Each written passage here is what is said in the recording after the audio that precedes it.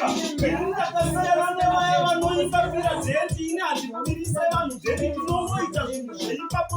ndinonoika unosviti unoimba tavaopakunoshaura vanhu vese vanoti honai iyi imboko zvinopani unoona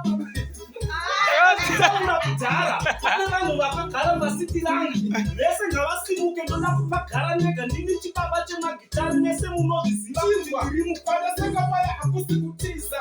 asi ndakadakona unoita sei chipira ndikuraidzire ndimo ndikugadzire mboko iwe unopenga ini chibaba ini ndinokukiya kwese ndokukiya kungoma ndinorova magitari ndinorova zvezvebhora zvese ndinoita hapana chimwe chete chaunokwanisa kundikunda kana une mabhasi angu akarongeka sehofoni ava ndinovachenura unge kotoni kana kuti ndichatova zvaunge protoni vafana vana kunge mvura vhivhoni ndikupisa siyapolo aini goma kunge chicherwa maini saka mese muchacherwa faini kunge soti maonerwa faini soti faini kwete kodo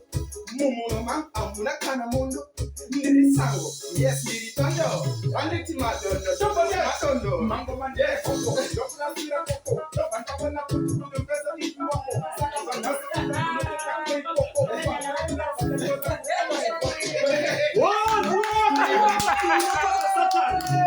Satani watondini kana uri nharo ndati huya ini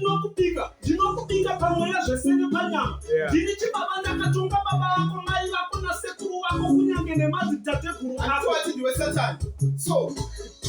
kumiti satani mubhaketi reufu achida kudabura munyekuku ndimecha usepende kudona rutechikatsapu nepamanda mudhakaseka chasu ye varuimusakuye especially ari manemu vakurume mapamasevanhu patisheri unoyedzeuya magitare anekuzautare ndinomurovaira kwamakusika kwamutare